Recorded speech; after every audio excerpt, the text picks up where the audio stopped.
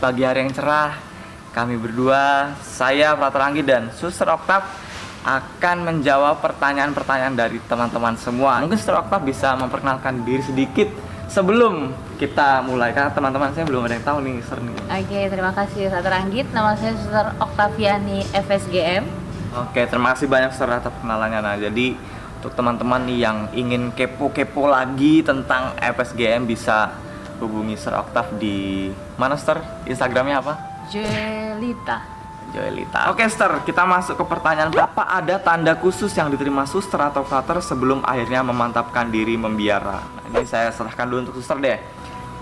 Tanda khusus wangsit gitu, tidak ada. Yang pasti, kadang-kadang gini, kalau kita punya suatu keinginan itu tidak harus selalu bahwa itu juga muncul setiap saat. Ya. Tetapi kadang-kadang itu selalu teringat saat-saat tertentu. Jadi kayak kalau kita lagi sembahyang tiba-tiba ingat, kita lagi kumpul sama teman ingat. Jadi kayak kalau lagi jatuh cinta itu ingat terus. Nah, ingat terus. Jadi kan tandanya yang gitu aja sih. Jadi kok aku pengen jadi suster ya, terus tiba-tiba hilang. Terus balik lagi, kok pengen jadi suster ya, tiba-tiba muncul lagi. Itu udah menjadi suatu tanda yang kiranya juga, oh kayaknya ini ada sesuatu loh yang Tuhan mau atas diri kita. Itu sih pengalaman saya begitu, Frater. Berarti memang bukan dari tanda-tanda besar, bukan langsung blek, Julita, kamu harus jadi suster, enggak gitu ya? Mimpi gitu ya? Nah, mimpi langsung enggak, tapi ya melalui ketika berdoa lalu kok teringat. Wah, berarti dari itulah tanda-tandanya. Enggak mesti tanda-tanda besar langsung jatuh dari langit atau apa. Jadi jangan takut untuk menanggapi panggilan, karena tanda-tanda itu ya bisa kita temukan dari hal kecil maupun dari perjumpaan kita dengan orang-orang di sekitar kita. Oke, terima kasih. Kita lanjut ke pertanyaan berikutnya. Berapa lama sekolah Romo apa dapat ijazah S1? Oke, ini saya yang jawab, Sir ya. Siap. Pendidikan calon imam dimulai itu bisa dari masa SMA. Jadi ketika lulus SMP lalu bisa masuk ke seminari menengah.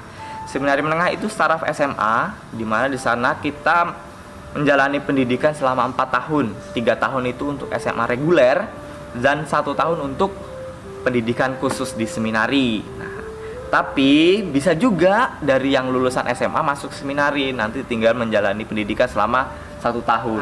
Seminari menengah 4 tahun, lalu kalau saya diosesan tahun orientasi rohani 1 tahun, lalu S1 4 tahun, topper 1 tahun, pendidikan teologi 2 tahun, lalu pendidikan pastoral 1 tahun, diakonat minimal 6 bulan. Nah, jadi itu udah belasan tahun. Tapi yang jelas untuk menjadi imam S1 itu jelas. Kita lanjut ke pertanyaan berikutnya. Suster mau tanya, gimana sih hadapin orang yang nyinyirin kita atas pilihan hidup kita? Oke. Teman-teman harus tahu ya, apapun yang kita buat itu entah baik, entah benar, pasti ada orang yang ngomong sama kita. Ya, betul banget. Akhirnya lakukan yang terbaik. Tetap lakukan, apalagi ketika kamu tahu apa yang kamu lakukan itu baik dan benar. Orang mau bicara, it's okay, itu hak mereka. Jangan hanya berhenti kata orang. Nanti takutnya kalau orang bicara ini, nggak jadi, ya habis, stagnan hidup kita. Jadi perbuatan baik kita atau ide-ide baik kita yang ingin kita munculkan itu ya nggak pernah muncul, karena kita sudah lebih dulu ciut ciut kata orang ini, seperti itulah. Oke.